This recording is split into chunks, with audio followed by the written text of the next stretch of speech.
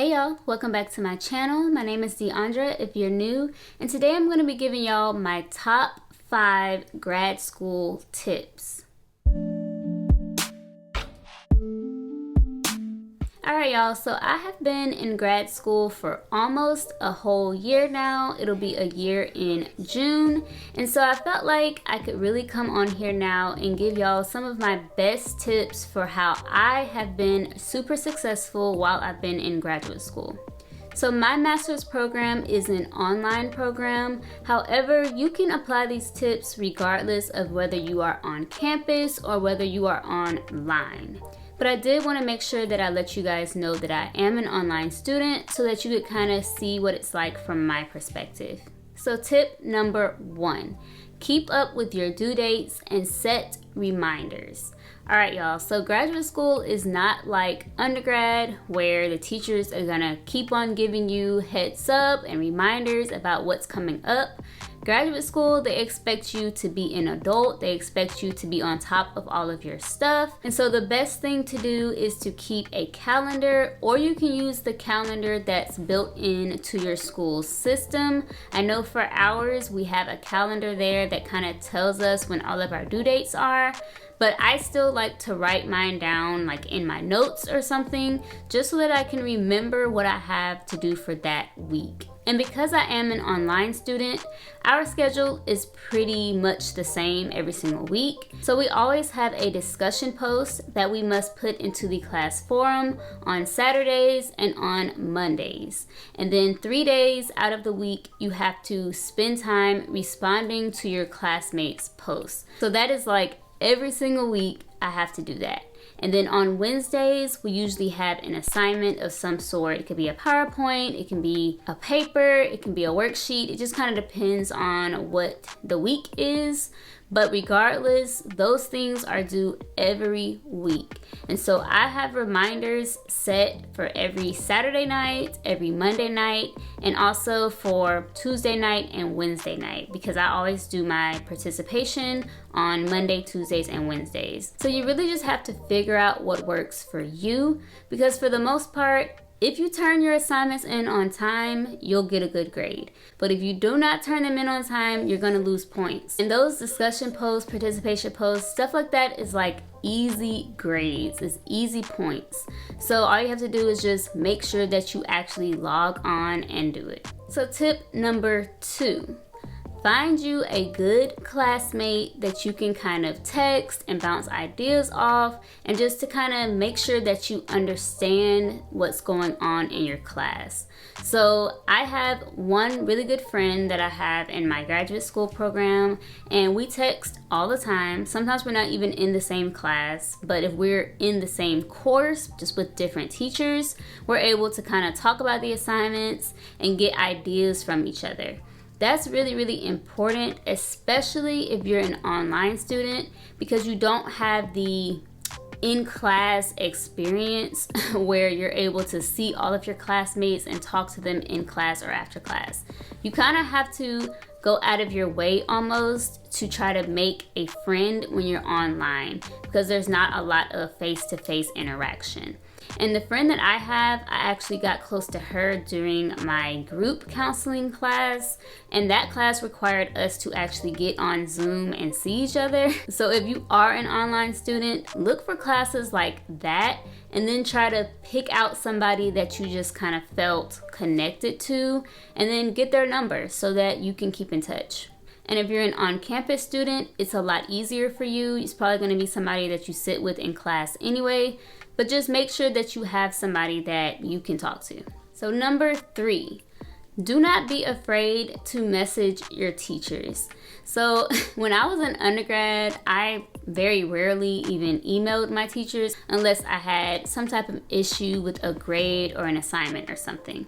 But in graduate school, you really do want to try to reach out to your teachers if you are confused about something, or if you just have any type of question, because that helps them to get to know you. If you're in a master's program, then that means that whatever your teachers are doing is probably what you're going to end up wanting to do. All of my teachers are actual counselors already. They teach on the side, but they work as some type of mental health counselor. So by building that connection now, I'll be able to reach out to them after I graduate for even more advice or even more mentorship type of opportunities. So it's just really important that you do try to establish some type of a relationship with some of your teachers. And if you are having any type of trouble, or if you're having a hard time finding articles for your papers, or if you're having a hard time figuring out a topic for your paper, it's important that you let your teacher know that so that they can help you early. But don't reach out to them at the last minute, because for one, they don't like that. And for two, even though they try to get back to you in a timely fashion, like I said, most of them have a whole career outside of just teaching you. And so it might take them 1 or 2 days to actually get back to you.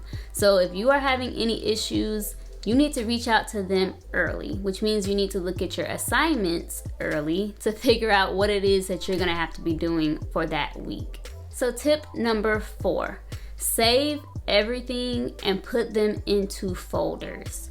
All right, y'all, so I actually started this when I was going through medical school, but I would have a folder on my desktop of each and every single class, and I would put anything that had to do with that class into that folder.